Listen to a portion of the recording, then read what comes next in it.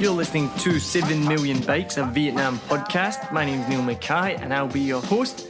We're now on to episode 7 of season 5. Thank you so much to everybody who's been following us on Facebook. We've just passed 1,000 followers, which is an amazing milestone. So thank you so much. If you can, go on Facebook. If you haven't already, give us a like and follow. You can also find us on Instagram and YouTube as well. So make sure you follow on there. If you're a regular listener or if you're listening for the first time and you enjoy this content, then please check out patreon.com/a Vietnam podcast or coffee.com. The links are in the show notes. You can either subscribe to be a member on Patreon and you get some awesome member benefits like free tickets to shows and exclusive content. You can see already on there the posts that I've made. Or if you just want to buy me a coffee, that would be amazing as well. I got one today from Tung. I don't know who you are. If you are listening, thank you so much for that coffee. I'm going to go get one after this. So thank you so much. I also want to give a shout out again to my friend Kristel at Ranting Bananas podcast. Make sure you go check that out. It's everywhere you can get podcasts. I was just interviewed by Chris yesterday. That episode should be out by now or will be out soon. And he was talking to me all about comedy and really excited to be interviewed because I'm always the interviewer. And really share my thoughts on comedy, my inspiration for how I got into comedy as well. So it was really interesting to be able to share that. As anyone who knows, I don't really talk too much on 7 Million Bikes of Vietnam podcast. It's all about the guest and sharing their story because everyone has a story and I want to share it. But if you want to hear my story, then go and check out Ranting Bananas. And then also as well, check out Afro Viet TV as well. The Nam Den, who was interviewed on the last episode, he's got some unbelievable videos on there as well. And you'll be able to find a short video from our podcast as well. So make sure you check out that amazing content. So today's episode is with Erick Garcia. He's a fellow comedian as well. And we talk all about his journey through comedy from New Orleans to LA to Vietnam. And then we also talk about what it's like to be a first-generation American from Mexican parents as well. So this is a really good episode. Make sure you listen to it all. Stick out to the end. And I hope you enjoy. Cheers. Okay, welcome to Season 5, Episode 7 of 7 Million Bikes, a Vietnam podcast.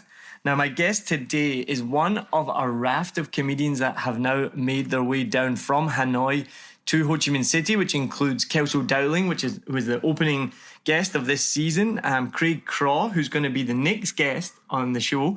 And my guest today is a basketball coach, an English teacher, a runner-up in the 2019 Vietnam Comedy Competition, and is also a comedy teacher. And to top it all off, he is going to be the next headliner at 1920 Prohibition on the 13th of March. If shows can go ahead, we're just waiting on the news from the government. So my guest today is Erick Garcia.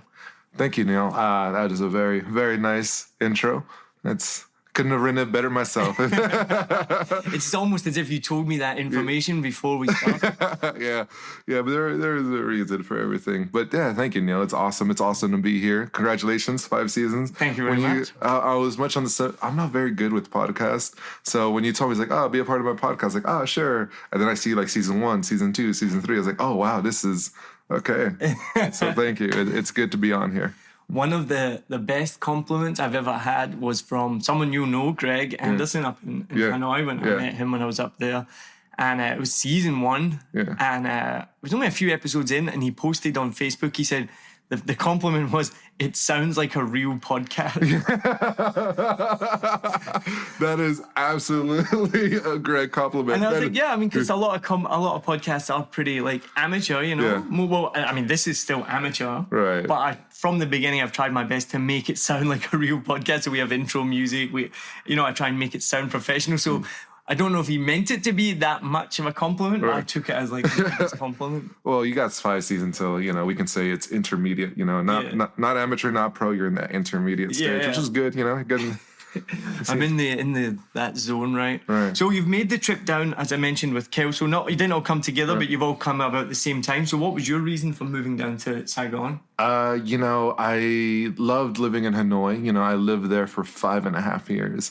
So it's crazy because whenever I come down here, there seems to be this air of like, oh, why did you leave Hanoi? It's like, no, like, I always tell people, do you love Saigon? And they're like, yeah, I love Saigon. And it's like, well, if I give you a contract to spend 5.5 years in Saigon, would you sign it right now?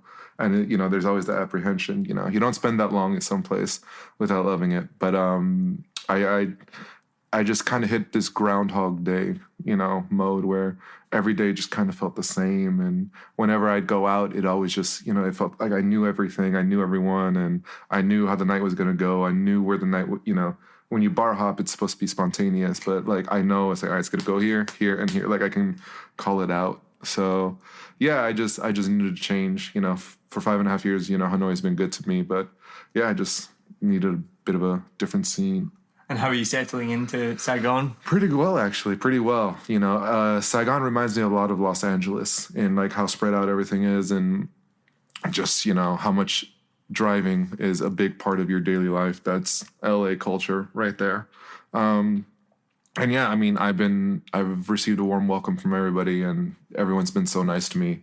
Asked me to be on the show, so I've been very grateful for that. So yeah, it's been a great transition. I believe I made the right choice. And I won't ask the question, I know, because you've listened to the episode with Kelso. After that, I'm not allowed to ask that question. For anyone who hasn't listened to that episode, and Kelso, who's made the same trip decision as Erick to move down, and gets asked all the time, which one's better, Hanoi or Ho Chi Minh City? Yeah. And as Kelso said, they're just different. They doesn't have to be better. So I won't ask the question. Right. Ask me in about 5.5 years. Which one's better? Let me get 11 years collectively in Vietnam, and I can tell you which one. Yeah. What's a quick comparison though? I've always said, Saigon is that hustle and bustle city, and Hanoi is more, like Woodstock. It's in the culture sense of like, it's a little bit more laid back. It's a lot more blasé about things, and it'll get done when it gets done. There's always a lake view that people just chill on for hours on end. So it's a little bit more slower paced, smaller, more quaint.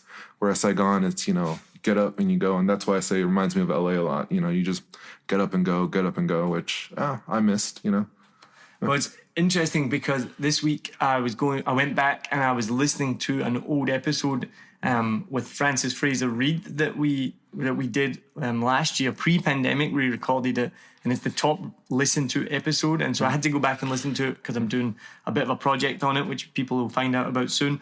But anyway, as we were listening to it, it was really interesting listening to our own conversation because Francis was really interesting. And one of the points she made that I was like, oh, wow, I forgot about that. She said Saigon for expat is like a big college campus. I can see that. There's been some fraternity nights here in Saigon. Yeah. And I was like, yeah, that's totally true. Like, it's like everyone's in college and we're all, because most people don't have families. Most people are away from home in a different country. Drinking cheap beer. Yeah. And that question, where are you from? Like mirrors that question in college is, whoa, what's your major? Right? Like I remember being in college and like that was all, so, what are you majoring in? And that's the same question. Oh, where are you from? Yeah. So you're from New Orleans originally, right? Actually, I'm from Los Angeles, but I'm very New Orleanian in a lot of ways because, I was born and raised in LA. And then when I was 18, I moved straight to New Orleans, Louisiana. And really, those were like, if you think about it, from the time you're 18 to 24, that's when you're really forming as an adult. Like that's when you're going to like start the building blocks of who you're going to become really start settling in. So yeah, I definitely have a lot of New Orleanianisms. And what would that be? What is a New Orleanianism? Did I say that right? Yeah. I'm a wimp with traffic now. Being in LA, like you have to travel like hours. And like now it's like, that's 20 minutes. I'm not going there because in New Orleans, everything's so close. Also just being so nonplussed about everything, like I think that's kind of why I was able to be in Hanoi for so long, is because, it was a very similar culture of, the climate was the same, lots of bodies of water, like very blasé about everything, just relaxed. It'll get done when it gets done. Don't worry, those are a lot of things that living in New Orleans has, given me. And also just the complete love for music, like jazz music and live music. I was definitely spoiled being in New Orleans, where music just, permeates throughout the streets. Literally, you can't go a day without hearing somebody just go to town on a trombone or, working on their craft.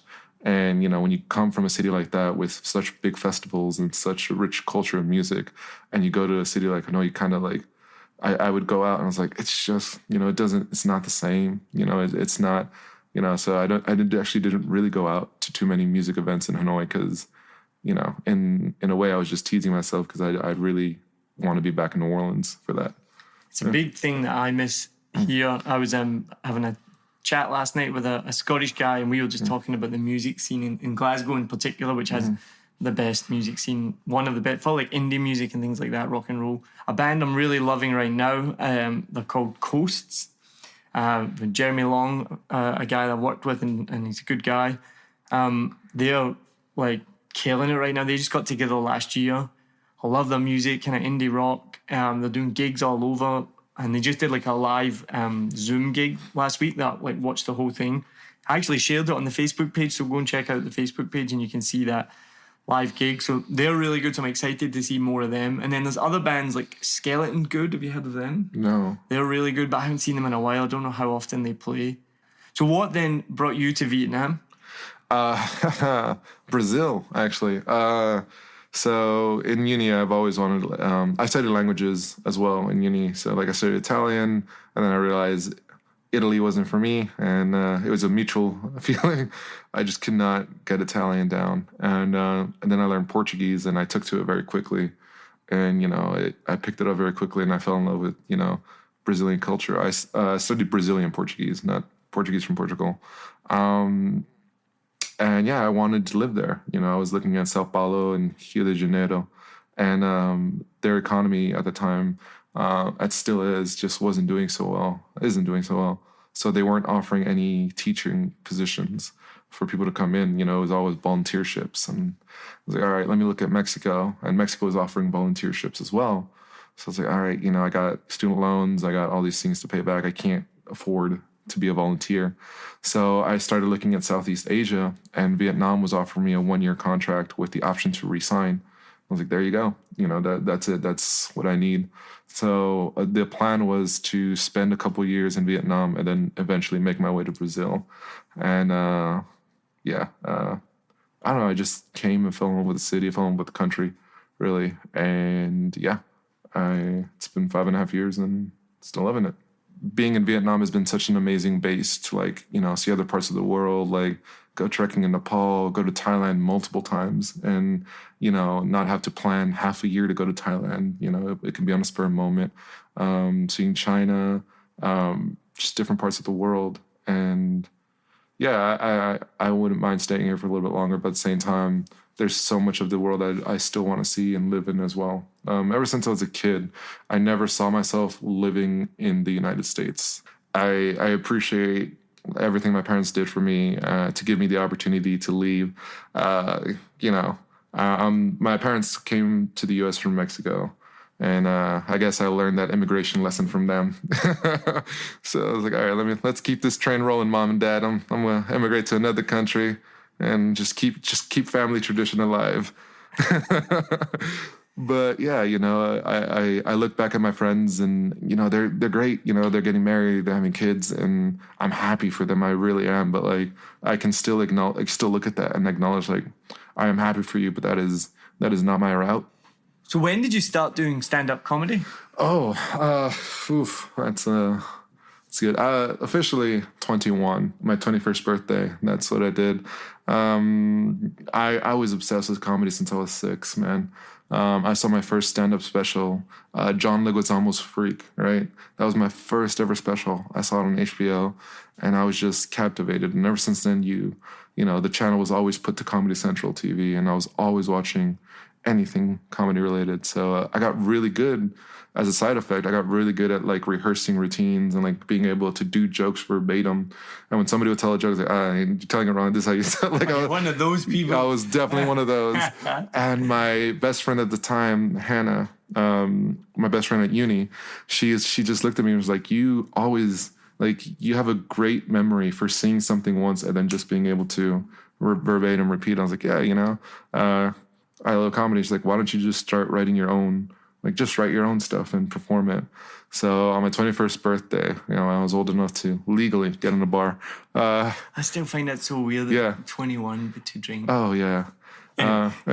So do a lot of bar managers find it weird. There's loopholes around it, you know? So I was like, let me do it. That's going to be my 21st gift to myself. So I went Carrollton Station in New Orleans, and host Cassidy Hanahan brought me up, and I was shaking. Like, I was rehearsing for like 3 hours for a 2-minute set because I've gone before. And in this certain mic, like 30 comedians come, and they don't want to turn anyone away. That's one thing I really loved about that mic, is they never turned anyone away. So if that meant we all got 2 minutes, then we all just got 2 minutes, because everyone gets a shot. And I was rehearsing for hours for these 3 minutes, and I get up on stage. I'm nervous. I'm talking super fast. I'm like standing still, and I get a few laughs, and I get off stage, and I'm just like, all right, like, I'm smiles, I'm grins, like, this is. And ever since then, like, yeah, I was hooked. I could not. I just kept coming back for more, and just kept going, because, yeah, you love it. Do you call yourself a comedian? Oh, absolutely. And I think I wear that badge with pride. There's actually a funny story. I've been thinking about it lately. When I was 12, I had to do those career aptitude tests. Do you remember those? Oh my God. Like that. It is the cruelest thing to do to a 12-year-old child. Like, here, this is what you're going to be when you grow up. Learn about this when you're most impressionable. And I did the test, and nobody was around me, which is good, because like, I immediately deleted it out and I did it again. But the very first time I did it, the career aptitude test said I'd be a great party clown. Like, I kid you not, a party clown. And I was like, nope, okay, not doing that. And here we are, 17 years later. Yeah, that test knew something, man. That test. How is that even an option? That's a cruel option. Okay, that is, I was 12. I get it, but you could say something like, "Oh, you'd be a good MC or like entertainer or something." But it's party clown, exactly so specific. And it showed. I'll never forget. It Not showed, a circus clown. Yeah, party clown. Yeah, I couldn't even be a part of an organization. Like people with fully developed minds wouldn't appreciate it. I have to do it for children. And I'll never forget, it's just a picture of a clown with a bunch of kids around. I was like, that's okay. All right.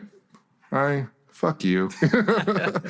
But I guess they're onto something, man. They saw it. So you were doing comedy before you got to Vietnam, and then how was it when you got to Hanoi? Was there much of a comedy scene there 5.5 years ago? No. I got in contact with a few comedians before I got here to Vietnam. And I immediately was put to meet Dan Dockery, one of the main promoters and main organizers in Hanoi to this day, actually, for stand-up comedy and other events as well. But I had dinner with him, and I was like, look, just coming from New Orleans. I've done comedy for a couple years there. And I just really like the opportunity to just perform anywhere. Just anything, would be fine for me. Because in New Orleans, you were nothing. There was 50, 60 comics there, like, at any given time, ready to perform. So, like, I was just a blip, and I knew that about myself. So when I come, Dan was like, all right, you want to host 5 shows in a row? I was like, yeah, like, of course, I'm not going to say no to that. I'd be an idiot too. But yeah, that's kind of like, we would have one show a month. And that's where I met Minkus and Mike, Mike left Hanoi, but Minkus is still there. And yeah, we just, one show a month definitely wasn't enough. Coming from New Orleans, where you had like 8 or 10 shows a week, and to go to one show a month, that was hard. So I would have to go to open mics where where I would have to share the mic with, musicians and poets and just different types of artists. And, the showrunner there, Paul Sonic, is really kind, and he always made room for me. And yeah, I was the only. It was a special type of night when, like, people are going there to listen to music and poetry. And it's like, all right, here comes a guy. I got to talk about his dick for 2-3 minutes. Let's talk about that. And just I would fuck up so much of the vibe and so much memento. But I appreciated it, because that's the one thing I really learned from those mics is, when you have a good crowd, or like, what comedians call a great crowd, they're great, for the ego, and they're great for you to fine-tune things, fine-tune jokes with. But when you have a bad crowd, they will really give you tough skin, because when you fail that many times consistently over and over again, like, you learn to make it just treat it like water off the duck's back. And yeah, it was those mics, those hard mics where like nobody wanted me there. I remember there was sometimes I'd look at the stage and people were like scolding at me, like just like giving me laser beams. And I was like, okay, I don't want to be up here either. Okay. But I have to. And yeah, you know, those crowds just make you tougher in a lot of ways. I'm very spoiled in terms of I didn't get into comedy until I was in Vietnam. And as you know, there's not a huge pool of comedians and there's not a huge amount of audience because of... In expats in Saigon, I think there's about 100,000, and that includes Koreans, Chinese, Japanese. Right. Non-Vietnamese, yeah. And Westerners as well, like people who speak English. So the audience for comedy here, even though we're in a city of 10 million people, is very small because it's in English. So that's a good and a bad thing, because when I hear stories like this, like I was just talking to Ben Betterby last week, and he was back home in Arkansas, I think he was in, and similar story even now, to do an open mic night, you had to line up outside the comedy store or the comedy club in the freezing cold, and literally you didn't even know how many minutes you had until they told you were on. So you had to prepare if you were going to do 3 minutes, 5 minutes, 12 minutes, things like this.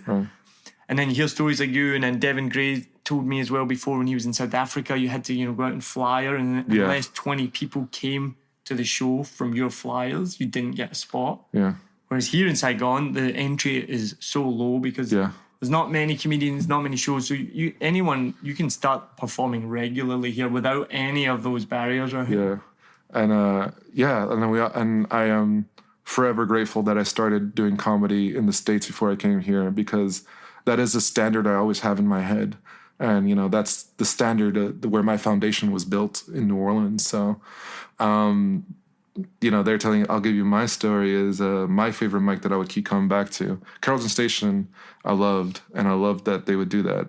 But Red Beans, Howlin' Wolf. Red Beans is big dude, man. This huge dude, laid back guy. And the Howlin' Wolf, everything I'm about to tell you, you think this is the perfect setup for comedy. And it's this back room, theater style. You're sitting there, and it's like, it maybe fits like 20 people, theater seats, you know? So it's a small, intimate room without feeling overwhelming. And it's the one room I never got a laugh in. And it's the one room, like, people would show up. I felt like, I'll always say, like, I feel like people are showing up here not to laugh, because it wasn't just me. It was like other comedians just had such difficulty with that room. But the crowd, it was crazy because the crowd would keep coming back. And it was just like this, like, masochistic exchange, you know, like oh man. But it made, again, like, that was a room that I just kept coming back to because it made me tougher. Like, I was like, I gotta turn you guys. And the thing is, Red Bean wouldn't give you a time. He just like, do whatever you want, and I'll let you know when you're off. And so, you know, you'd be eating crap for like 10, 15 minutes, and it's like, all right, now you can come off. And, you know, looking back on it, I was like, damn, like, that was brutal. And then now that I see it, I was like, oh no, like, that was a proving ground right there. If you can eat crap for 10, 15 minutes and still have like the gut to come back the next week and do it again, this is, you know, I think you found a passion here. And that's the other thing why I'm spoiled that I started here, because I don't know if I would ever be able to do comedy in another city, because I've just been here and it's not had to do that, not had to do the grind of those kind of gigs and things like that. And the audiences here are generally amazing. Like, I've never had really like a bad crowd. I've never had a heckler, but unless they were a friend.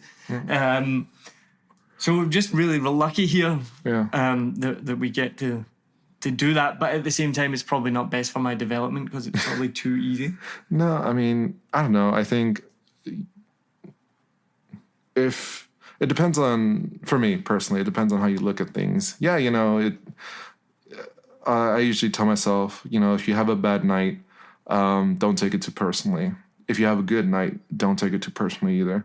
You know, there's the truth of where you really went is somewhere in there, and you gotta, you know, that's why I record myself and listen to myself. It's like, okay, is this really where I want to go? And harkening on something you just said, the bad crowd, that's something I try to avoid ever labeling any crowd with good or bad, because the way I see it is, and this was my first year, one of the comedians, Ariel, she was in New York, now, and she gave me this advice, and I still hold it true. She said, look, at the end of the day, remember 2 things. Nobody's there to see you. Nobody's there for you, even though you're on stage. And B, if you have a bad night, nobody's going to remember you anyways. Like, and that's the truth. Like, they won't remember my set. So, I don't know. This whole good crowd, bad crowd, I try not to do that because I feel like it's, in a way, it's deflecting responsibility of how I did that night. And, you know, if you really want to get better, it's ugly mirror you got to look in, but you got to look in it and try to fix it for the next show. You know, these are people, and it's true, you know, nobody's there to see me. I 100% agree. And I was going to ask you, do you believe in a good crowd or a bad crowd? But you've already answered it. Yeah. So I am a person, I've got a very much an internal locus of control, right? So I believe everything is, not everything, but you're in control of what you do, right? Right. So I don't believe that there is such a thing as a bad crowd. And because if you do believe that, exactly what you're saying, and if you believe that with anything in life, like it's their fault or it's that fault or something, you're taking the blame away from you. So if I have a bad night, I know it's me. I'm like, I was terrible tonight. Like, I didn't have the energy. I didn't do the jokes right. Like, it's not like this random group of people. Why are they suddenly a bad crowd? Yeah. And what's brought it home once before, I remember, was there's a bunch of comedians had all had a bad night. Just the energy in the room or whatever it was. No one was really having a good night. And you could be like, oh, it's not a good crowd tonight. You know, that kind of old trope. But then Devin Gray got up and actually killed it. Yeah. And the whole crowd is laughing. Yeah. And right away, I'm like, there's no such thing as a bad crowd. Yeah. We were bad. They didn't laugh. Yeah. He got up. He was amazing. All these people are now laughing. It's about you. Right. It's, you know, you got to think about it. And I think going back to, like, there is a certain sort of pride in, like, you know, being, starting in New Orleans and then coming here, because I think kind of what you were saying about being spoiled is a lot of comedians, you can tell a lot if a comedian started in Southeast Asia versus if they started back home on how they handle, you know, crowds and stuff. But there is one like, oh, you know, it's a terrible crowd, or like, oh, you know. So yeah, you know, there are things that, you know, I do feel like a lot of comedians are take for granted. I don't want to say spoiled. They take for granted. And it's like, you know, they should laugh at me. Like, they treat the crowd as the crowd has a responsibility to laugh at their jokes. They don't, you know. These are people who are taking a break from their jobs. They're coming to see a show on a Saturday or Friday or Thursday night, Tuesday night, you know. These are people who could have made other plans, but instead they have chosen to be there in that moment. Some of them have gone babysitters, some of them have turned down other plans, some of them have, you know, and not only did they do all those things, they are sitting down and they've all collectively agreed to be quiet and listen. Think about it. That's a great point. Think about everything the audience is doing, and they're giving you every benefit of the doubt, and you have not said a word yet. So that's a big way I like to look at it, and I don't. Yeah, I avoid labeling that whole good crowd, bad crowd thing there. It's my job to make you laugh. Yeah. And what you just said there, I actually remember saying that on stage one night. I got up at an open mic night and it was my opening line, and I was like, you guys could be doing anything else tonight, and you've come out to watch this comedy? What is wrong with you? So that was just, but the thing is, and the same, if you're listening to this podcast right now, thank you. Honestly, I think, same as what you've just kind of said, if you take the time to go to a comedy show, if you are listening to this right now, whatever you're doing, the dishes, working out, in the car, on a bike, wherever you are, you're just sitting on the couch. But with podcasts, you're always doing something else, right? I appreciate it so much because literally you could be doing anything. And we live in this world with like unlimited content. Like it's so difficult to choose a podcast to listen to choose a Netflix show to watch. And you've chosen to listen to this, or you've chosen to come to a show and sit there and watch. So if you are an audience member, maybe it's good to hear that for us as comedians, and I can't speak for all comedians, but for these two here, we appreciate it so much. Yeah, there's so many other things you could be doing. And yeah, for me, like it hit me when I was teaching lesson. I was like, oh, wow, like, you know, because I'm a teacher as well. So, like, teaching my students, like, man, it's a lot, honestly, to ask a student to sit there and listen to you give like a 5-10 minute lesson before they do their job. And then I realized adults were not too far off. You know, adults are actually worse at listening in a lot of ways. And yet here they are sitting and agreeing to listen. So that is a big, I guess, privilege, and that we get to ask of people. Now, so we talked about we don't agree with a good crowd or a bad crowd, but I do believe that there is the difference between a good gig and a bad gig. And I'll expand just a little bit. If you get a chance, go and listen to the Ricky Gervais podcast. It's available everywhere, I think, and it's the best of his Sirius FM show. So I think it was a paid show, but now they've made like a kind of free podcast. And what they talk about with a lot of his guests who are comedians as well, not all comedians, but a lot of them, and they share these horror stories of, and this again, I'm so spoiled because I haven't done that kind of like, you know, and Ricky Gervais says the same. He didn't start doing stand-up till he was 38, and he was already famous because he'd done The Office and things like that. So he always says to these guys, I didn't do that thing in the comedy scene where you struggle and you go through all these venues and blah, blah, blah. And anyway, so he always has them share some of their bad gigs. And the two that stands out, and then that you can answer my question, the two that stand out are, the first one was the guy got booked to do his first ever stand-up gig. It was kind of like a challenge. And so he got booked to do this gig in a bar, and he showed up, and there was a funeral finishing. Oh. And there was a wake. So he showed up and he's like, why are these people crying in the corner? And they're like, oh, we've just had a wake here for the funeral for the local guy. Like, but you're going to be in that corner, so just go up and like do your 10 minutes. So he had to follow a wake.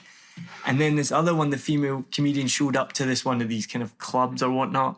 And not only was the music like banging, she got to like the DJ booth because there was no one to talk to. And she's like, oh, I'm here. I've been booked to do a show. Like, he's like, all right, yep, I'll just get you up in a minute. Here's the microphone. And the DJ booth was behind a wall. And he's like, yeah, just go. So she had to do her set from behind a wall. And so she's just speaking and people can just hear this like voice, but they can't see her.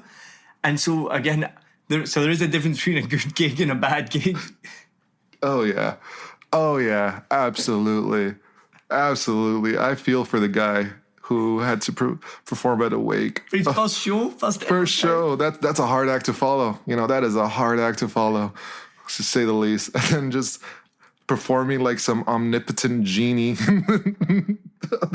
That's gotta suck. Do you have any similar examples to like a bad gig? Oh my God. It was a bad gig. And it was for the scrub acts, you know, and I loved it. I look back and I laugh. It was called, I think it was called Ha-Has and Ta-Tas.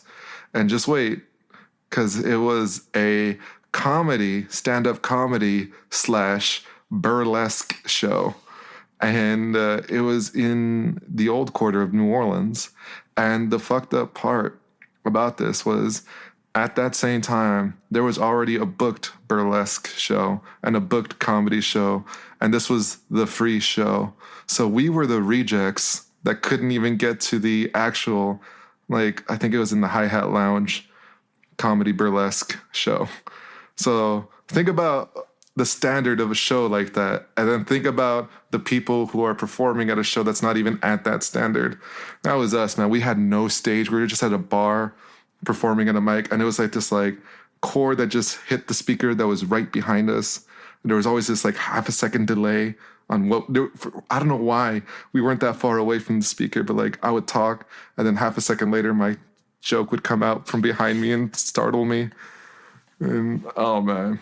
And then reject stand-ups and burlesque dancers vying for an audience. That was a good night. But like I said, I look back at those nights with smiles and just, you know, you gotta laugh at those. You know, those are just crazy stories you gain. I do remember I also had to come up after a spoken word poet who had just gotten done talking about suicide. And I was like, okay, this is, because when my first joke was about suicide, I was like, okay, I'm not going to open with that. I shouldn't.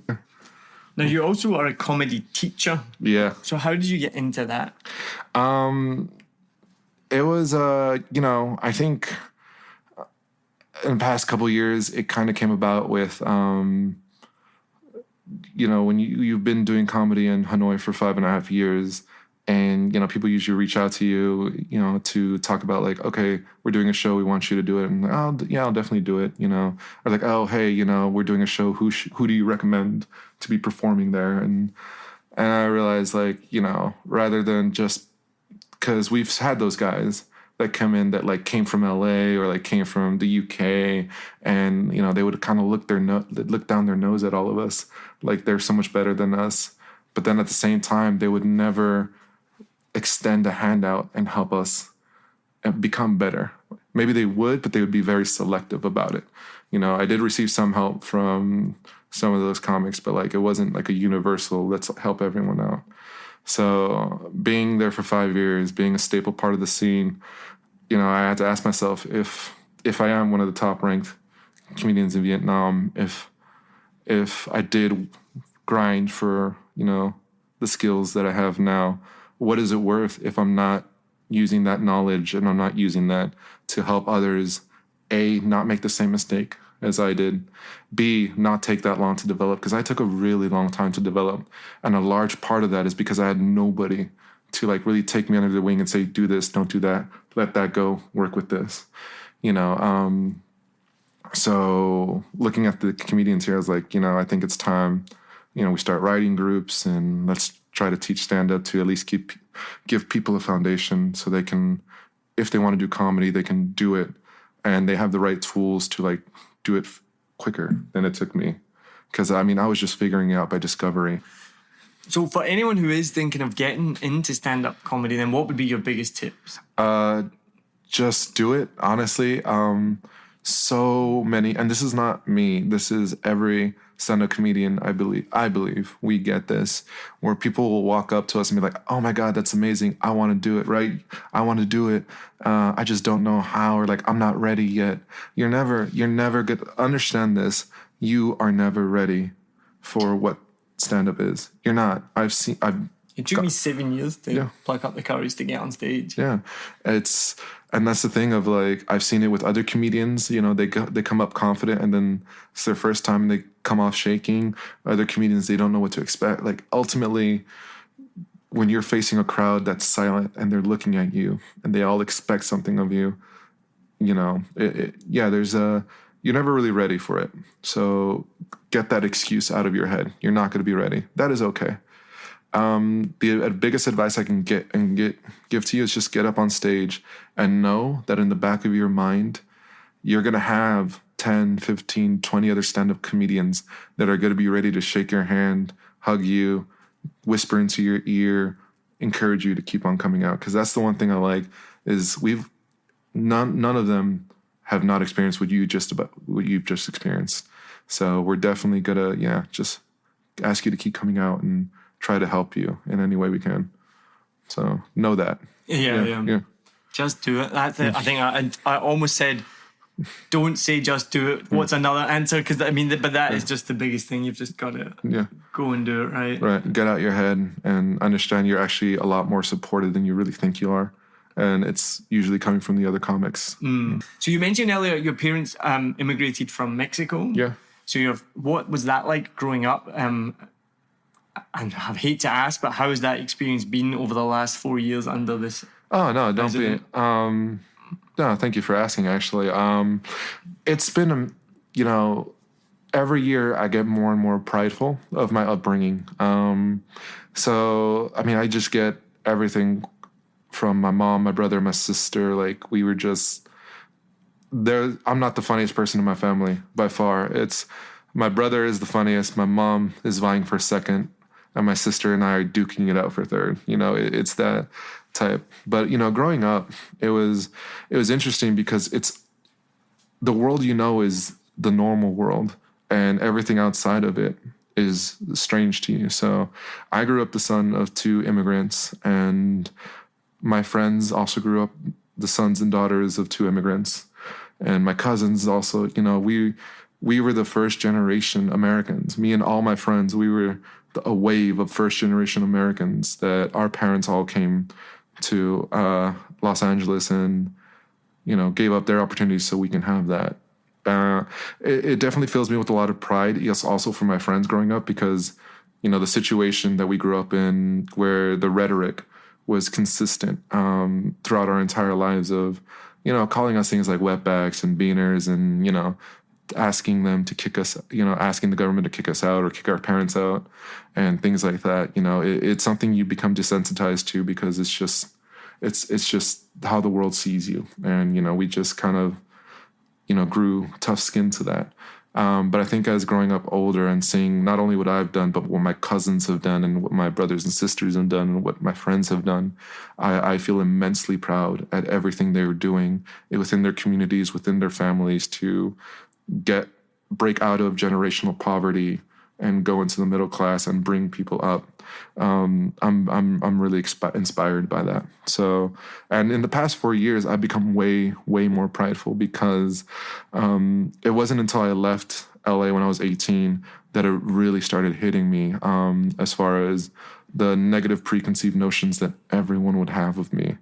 I've gone through many inhumane experiences with peers and colleagues at university and at work, where I was asked to open up my bags when things would go missing. I'd be walking down the street and immediately people would just walk to the other side. And when you grow up in a Latino in a city that's mainly Latino, you don't experience that. And then when you leave that and you walk around and you see how everyone sees you, it was tough, but, I kind of use comedy as my tool to debunk a lot of the stigma, a lot of the aggression people have with me when they first see me. Because I don't know if you guys listening know, I'm a fairly big individual. I'm about 194 centimeters, 6'4", broad gentleman. So, obviously when people see me walking down the street, they feel some type of way. But the past 4 years, I've definitely ramped up the amount of jokes I do about racism and building the wall. And, I always try my best to make sure that being Latino isn't the joke. The joke is racism. The joke is these forms are archaic and they're out of date. And the joke is that for however dumb people think we are, their predictions are, or their preconceived notions are infinitely way more dumb. And so there you can see it in some of my jokes. One of my favorite jokes is whenever anyone calls me well-spoken. I get that a lot, and it's kind of like nails to a chalkboard. Because any of you listening, if you don't know why that's so offensive, it's you're basically saying you look really dumb, and I didn't expect you to not be dumb. And I've received so many iterations of you're really well-spoken, or wow, you have a great vocabulary, or one girl I was on a date with, and she kept interrupting the date to tell me how much of a university student I sounded like. I was like, I went to university. That's this. But the recent episode we just did with Chris Nguyen, who's from the UK but his parents are Vietnamese, and he said the worst thing that he got. He was on a date with this girl, and she's like, "But you're really white, aren't you?" So you're saying nails on a chalkboard. Yeah. And then when he told me that, I was like, wow. And then so I equate that as a similar to very well spoken, this kind of notion. And I think as white people we do that. It's terrible, but we're like, oh, you're kind of like us. We didn't expect it. You know what I mean? And we're shocked that, which is terrible. Oh man.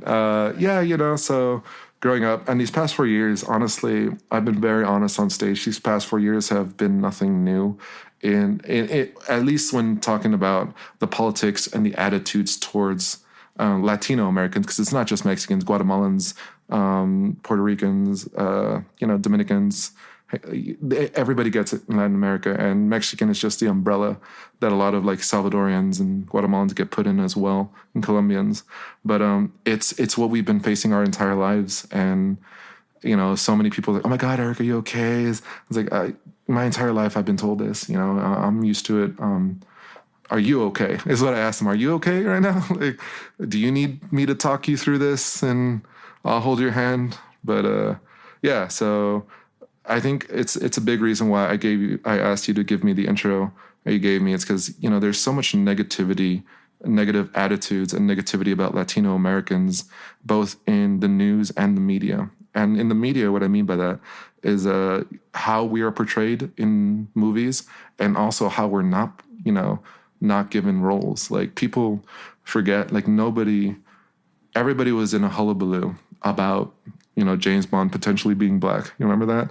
And there was this whole thing, also a black stormtrooper. But these are the same people that were really, really, really quiet when they made Bane British. Bane from the Batman movies. Because Bane he's a luchador. Oh, okay. Yeah, I didn't know that. he's a Mexican. Bane is a luchador. He's not Mexican. He's from a fictional Latino country. But come on, we all know where luchadors are from, you know. And he speaks in Spanglish, and his dialogue options are in Spanish or Spanglish. Like he's very like Danny Trejo voices him.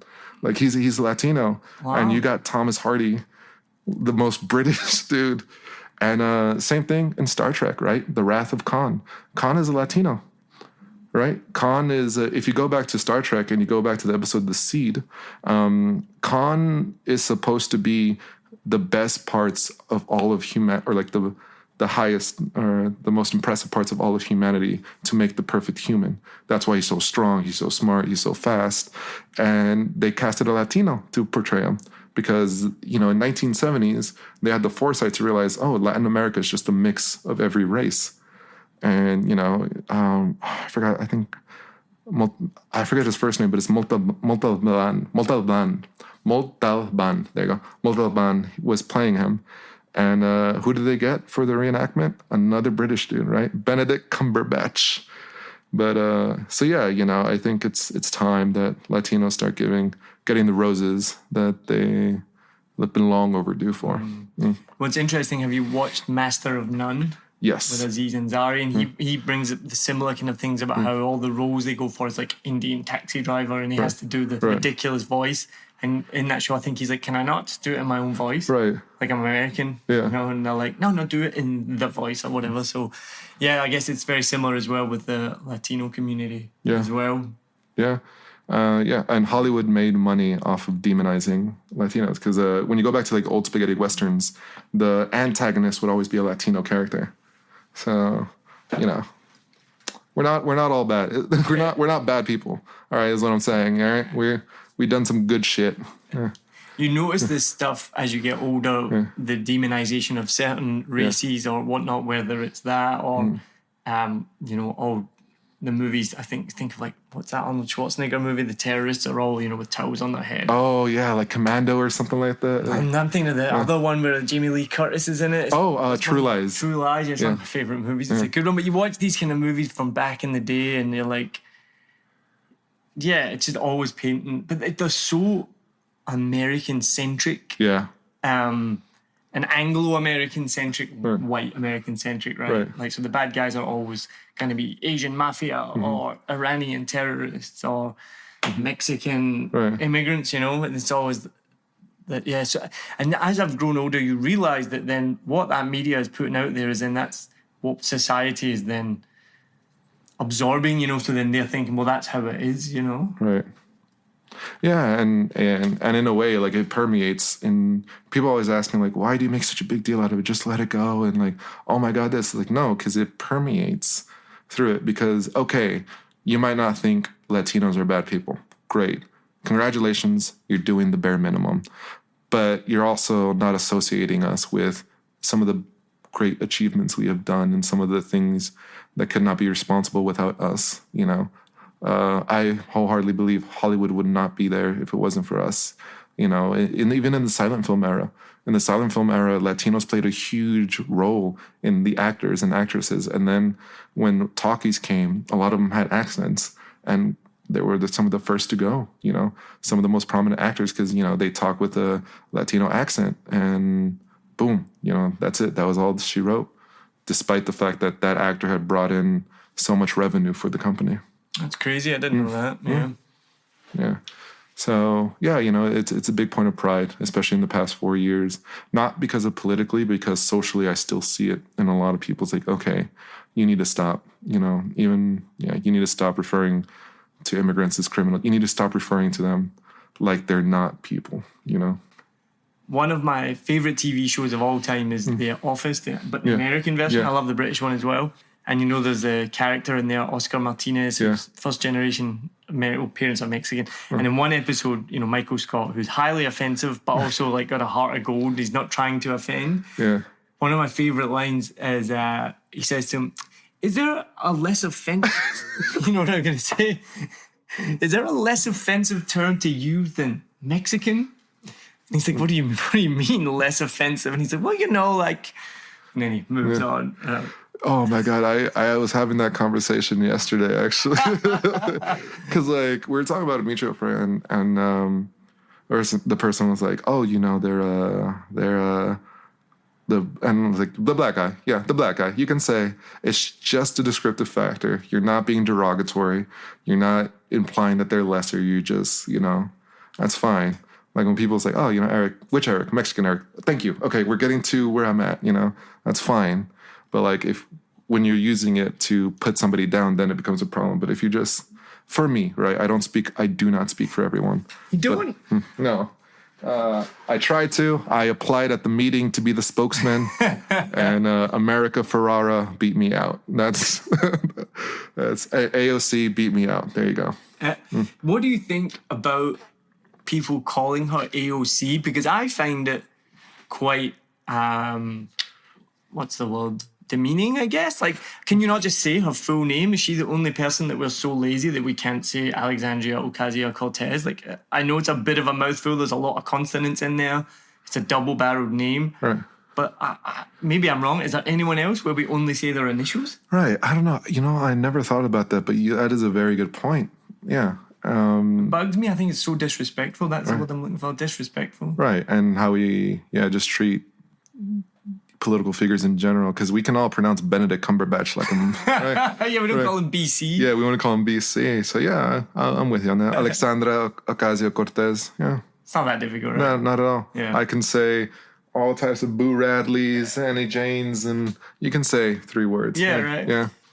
Now, how have you found the reaction in Vietnam to being a Latino here? I'll let you know when they react to me being Latino. So far, everyone thinks I'm Indian, and I'm too polite to correct them. Have you had that? Oh, all the time.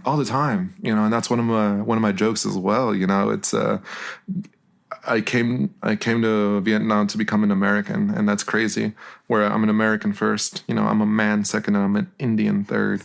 The amount of times people are like, oh, Eric, that guy. It's like, what guy? The tall Indian guy. I was like, oh, well, whenever you find that tall Indian guy, let me know. But, you know, or like, I got an Indian, I got an Maori, I got Filipino once. That was my delivery driver just said Filipino. I was like, nope, thank you, and gave him the money and left, and that was the last. But yeah, and I think it's kind of just geography, right? Like you don't typically see a lot of like Mexicans in Asia, you know, where that's not the hot spot we're trying to go to right now. So let's wrap up with our final questions that we finish every podcast with. We ask all of our guests. So the first question is links into the name of the podcast, 7 million bikes. There are over 7 million bikes in Saigon, over 45 million bikes in the whole of Vietnam. That's enough for 1 every 2 people, and that includes children and elderly. It's insane. But anyone who has lived here knows that the road rules are almost optional? Non-existent. Non-existent? Non-existent, I think, is a bit more accurate. What's your favourite unwritten rule of the road here?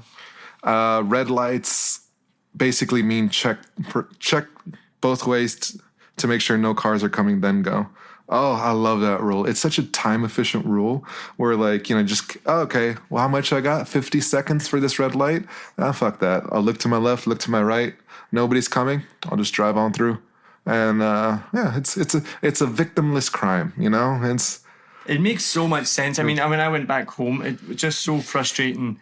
You're sitting, it was like midnight, and the light's red, and there's no car, and literally no 10-mile radius, and you just have to sit at this red light, and you probably would never get caught. Not never, but you could probably do it.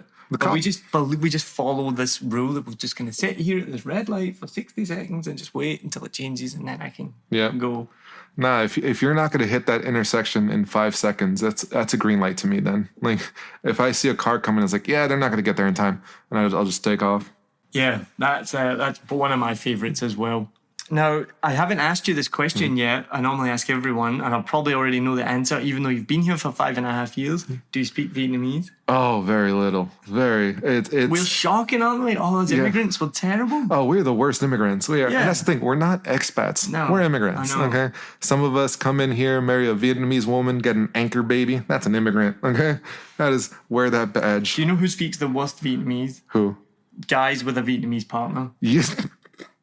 That's true. And I'm talking about Lewis, who produces this podcast, whose wife is Vietnamese. Yeah. Lewis used to speak Vietnamese and then stopped. Really? My other friend is, I wouldn't say his name, I'll call him out, Peter Seal. Your partner's Vietnamese, his fiance's Vietnamese. About a year or two ago, he's been here 5 years. A year or two ago, he said, I'm going to get some pho. And I was like, wait, what? That's like the first word you learn how to pronounce. Like, that's not even a word. That's just a question. Like you're just reading the sign. So I just realised I'm thinking when I use this as a joke on stage, that and the fact that you laugh means I can use it, is the guys that speak the worst Vietnamese. If you think anyone you know, any expat immigrant that I know whose wife is Vietnamese or partner, you should be speaking Vietnamese because you've got a teacher to teach you how to speak it. Yeah. But instead you've got a translator. Yeah, exactly. Oh, man. And I was thinking about that, too. Just like, we are immigrants and we're the worst type. Some of us are refugees, if you think about it, right? Like I'm not going to name any countries, but like you talk about people from certain countries, like, everything's fucked back home. Everything's going to shit. The government's going to shit. It's like, you're sounding a lot like a refugee right now. I'm like, all right. Well, we've talked about it before, so I'm trying not to repeat myself, but we are the worst immigrants, and we in countries like Australia, New Zealand, the UK, when people move there, and I'm probably sure the US as well, why don't they speak English, or they need to learn English, or why do they all hang out with themselves? They need to assimilate. I remember when I lived in Australia, that was a big thing. We need immigrants to assimilate. It's like, why do you think we have like Little Italy and Chinatown and Indian restaurants? And we are all first generation immigrants, right? We've all left our home country to a new language, a new culture. We don't speak it, most of us. So we all hang out with each other. Most of my friends are expat. Even when I lived in New Zealand, most of my friends were not from New Zealand. It wasn't even like a race thing or a language thing. It's just everyone who lives in New Zealand has lived there their whole life, have their friend groups, their families. Right. We're the ones that are immigrants and coming in. Right. It's really difficult to break into those like friend groups that have existed since primary and high school. So even in New Zealand, nearly all of our friends were all from Australia, Ireland, Scotland, America. So I don't the notion that when in these countries these immigrants need to assimilate and speak their language. It's the next generations that will assimilate like without even effort. Yeah. Yeah. So that's a long-winded lead up to my question. What's your most useful Vietnamese phrase? Oi giời ơi. It's, I guess, do you guys say oi giời ơi down here? No, choi oi. Oi choi oi. So this is 2 weeks in a row. This is the answer. Huh? That answer last week was the same one. Oi oi. It's just such a good cop-out phrase, man. Like your driver will do something or you'll do something. I sound like such an asshole. You'll driver, like your taxi driver, you'll do something or like you'll make a fool out of yourself in class or a student will have trouble and just like oi giời ơi and just diffuses everything. And it's like, all right, I'm out. You guys, I'm going to leave this situation. So you've not changed to the southern pronunciation then? Oh, no. God, you know how long it took me? 5.5 years of bare minimum work? Yeah. Just to get ozoi. Yeah. Now, my next question is, where is your favorite sunset spot in Vietnam? Oh, man. My old apartment in Hanoi, my roommate and I had this apartment and it was 11 floors up, but where we lived, there was no, it was on the edge of the city. So there was nothing but mountains and fields that you can see. And the sunset would just set right perfectly. Great spot. Just every day after work, just sit, watch the sunset. Perfect. Mountains, like you see the Tam Dao Mountains, Bavi Mountains in the background. It's nice. Nice. And would you rather live in Vietnam now or 20 years ago? Has anyone ever said 20 years ago? Like, that's my first... Obviously, now, that's where I would live. But I think Mania said 20 years ago. His episode's coming up. Yeah, because he's... How old is he? Yeah, he wants to be young. 9. Yeah, he wants to be 9 again. No, pretty much. He wants to be 8 years old again. No, I definitely would... I am enjoying the time that I'm in Vietnam in this time period. I'm on the fence because I kind of... We've moved here, so same as you, 5 years ago, and the development in 5 years ago has just gone through the roof. And I don't just mean like structurally, like the development of the cuisine, and I mean Western cuisine, but that's Vietnamese people are enjoying that. It's not for expats or immigrants, it's for Vietnamese people, cocktail bars, craft beer, the development of the country as a whole. So there's a romantic notion of me that would really have liked to have been here like 10, 20 years ago and saw before there was Grab on every corner, before there was Grab delivery, before there was all these craft beers, like Misha Smith, who, happy birthday, Misha, if you listened. It was his birthday last night. When he first came here before Pasteur Street developed, which was the first craft beer, he was saying that getting a Heineken was like a treat. Really? Yeah, because that was the only beer. That was like a fancy European beer, was getting a Heineken. And even that, there was only 1 or 2 bars that you could get that in. Oh, shit. Okay. So even though I love my craft beer and I love my food and all of this, there's a romantic notion of me that would like to go back and see what it was like when you just didn't have those options. You didn't have all the nice restaurants to eat at. You didn't have the nice beer to drink. Didn't have Grab delivery on tap. And just obviously as well, not as many buildings, a bit sleeper, a bit quiet. But then at the same time, I love all of those things as well. So I'm kind of on the fence a bit with that. Yeah. There are some comforts that have popped up in the past 5 years. Like, oh yeah, thanks God. Yep. Like I feel cheese. Yeah. When we first came here 5 years ago, people were telling us we asked someone what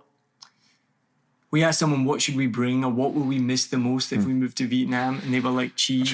It's really difficult to get cheese here, and it's not difficult. It is expensive though, cheese here. So you don't eat it that often because it's all imported. Yeah. But it is easily available now. Whereas I think like 5, 6, 7, 8, 10 years ago, like cheese, yogurt, milk, like dairy products weren't even like available. Yeah, that's definitely a status symbol here in Vietnam. Like you see somebody out in the park eating cheese, like, oh wow, okay, I didn't know you were doing that well. All right, good for you. Never mind the Porsche, if they're eating cheese, they're doing well. I do wonder, because you mentioned things like in the Western countries you have like Little Italy, Little China. I wonder if the Vietnamese people ever call like Thao Dien or like Tay Ho like Little Europe, like I'm going to Little Italy, on Swansea. Yeah, that's a good point. I wonder they should start that. Yeah, called Thao Dien Little Europe now. Yeah, French Quarter. Yeah, there you go. The French Quarter. That's true. Yeah, that's for sure. Now my final question is: what's missing from Vietnam? More Vietnamese comedians, honestly. I love comedy, and seeing, when I first got here 5 years ago, it was just Minkus, Minkus, Alex, who was a comedy magician, and Nikki, who was a comedy magician. So we had 2 comedy magicians and 1 just pure stand-up comedian. And as the time has come, more Vietnamese comedians have come on, and they're amazing, first of all. I mean, one thing I've noticed, and I think it kind of comes with, English being their second language, and they are performing in their second language, is their economy of words is amazing. And it's something I look to. So yeah, more Viet comics. I would like. That would be amazing. Yeah. But that all the Vietnamese comics now do comedy in Vietnamese, which is awesome. Yeah. But now they don't do it in English, and I'm gutted. I've had to stop asking them to do shows because they were just like, we're just doing the Vietnamese comedy now, and they're killing it. Like they're doing big, massive shows. They're getting sponsorships. Their YouTube channel's going through the roof, and they were all doing comedy in English, and they were hilarious. Right. And now they've all got... So I worry that some people might look at our comedy scene and be like, well, why is there no Vietnamese comics? And it's like, because they're all doing it in Vietnamese. Yeah. Well, no, we need to learn it so we can enjoy their format, Yeah, for sure. Yeah. And I do have one extra added question because I would obviously be, I would imagine, a connoisseur of Mexican food, Yeah. Is that a racist assumption? No, I mean, I just call it food. Yeah. But we do have so I love Mexican food. Apart from my wife's Mexican food, she makes amazing stuff. They were spoiled with the amount of restaurants here that serve unbelievable Mexican food. Yes. So you don't need to rank them, and you don't need to call out what's the worst one, but what's 3 of your choices, 3 recommended choices for Mexican food in Hanoi and Ho Chi Minh City? Okay, so oh man. So I would have to mainly stick to Hanoi because, I mean, I've only been here for 2 months, but already, the Mexican food in Saigon has just blown me away. And just how it's so much closer to home. All right, so the tostadas from Chilangos in D1 here, that is a taste of home for me. Javier up north in Anita's Cantina, his quesadillas and his plates, he does, it's a Mexican dish, right? You got that red rice, you got the refried beans, and you got your food, a little salad on the side. So I miss that. It's a very homey feeling. Tippy's is good. Like, I met him, he's an amazing dude, and his enchiladas, again, brought me back home. Good restaurateurs, Adam in Salt and Lime. I respect Adam so much because he was the original or one of the first Mexican restaurants in Hanoi, and I'll always give it to him. And he also like sells his tortillas and stuff like that, and I respect him because just what he's been able to do with his restaurant and how it's still going. So I'll still go back. His burritos are good, and Rico Tacos is good. Let's see what else. Oh, Naco Taco. The dude is from Tijuana. Which is where my family's from, Tijuana. And he does birria tacos. And that, like, to me, like, I almost teared up when I tried those. So if you're ever in Hanoi, try Anita's Salt and Lime for a good burrito, because Adam does them well. But if you want, like, a good taco, Naco Taco, the birria tacos are amazing. So, nice. Yeah.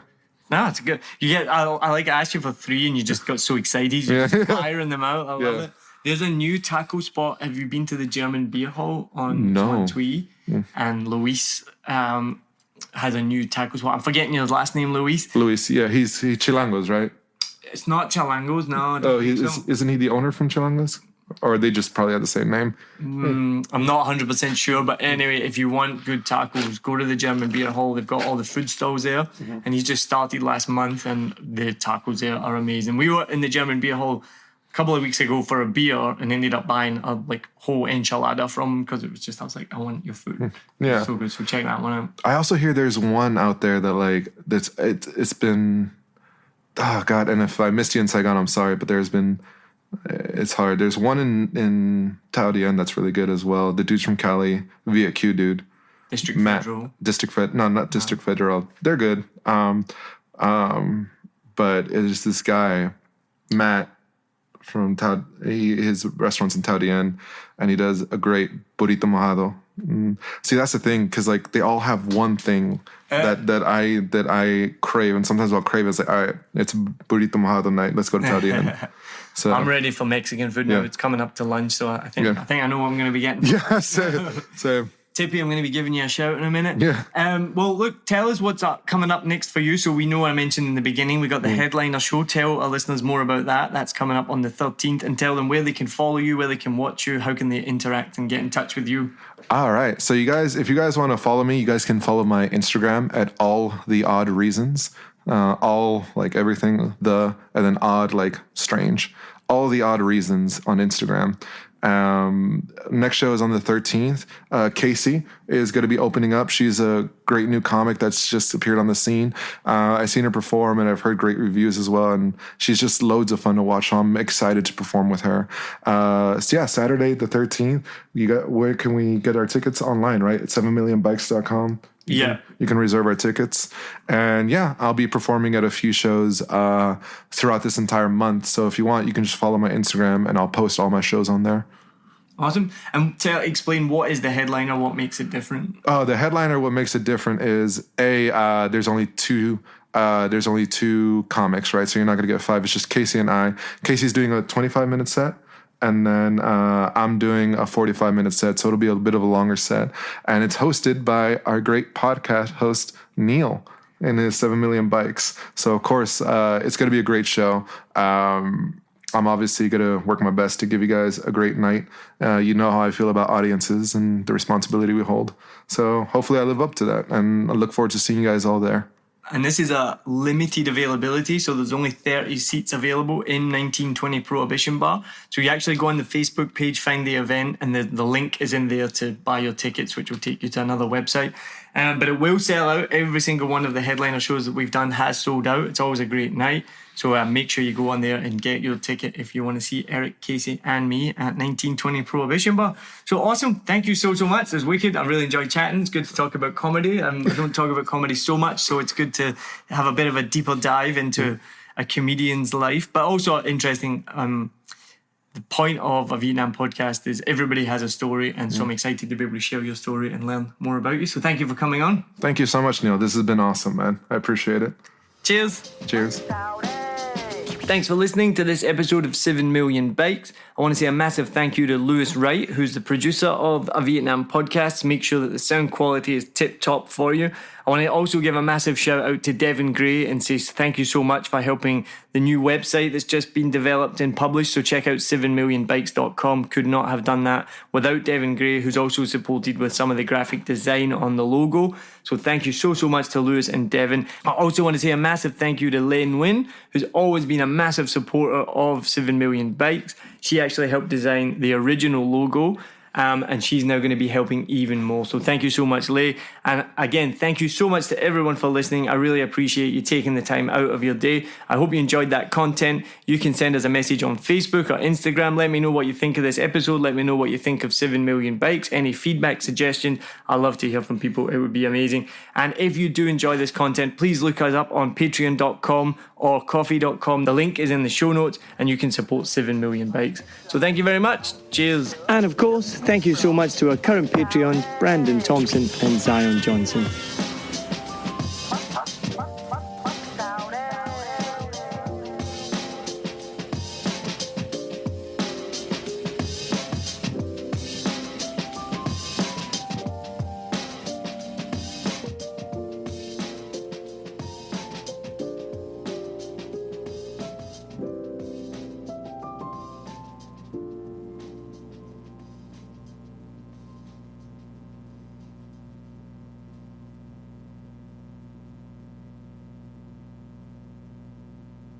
I hope you enjoyed this episode.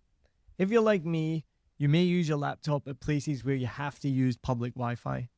This opens you up to digital snoopers. It's a massive problem. It can be your internet service provider, or you know who, looking at what you do online, or a cyber criminal trying to steal your bank passwords or credit card info, or even a hacker at the next table trying to steal your sensitive data.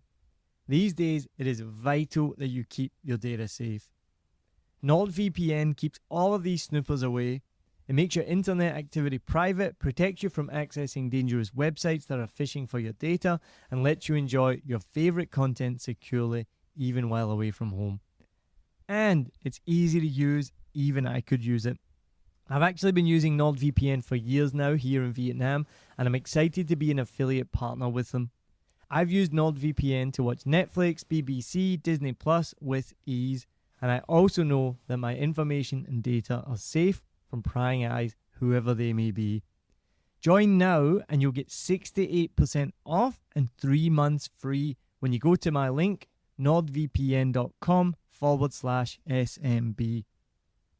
Just again, for those hard of hearing, nordvpn.com/SMB. The link is also in the show notes. I know nobody checks them out, but go check that out and you can get the link from wherever you are listening to this podcast.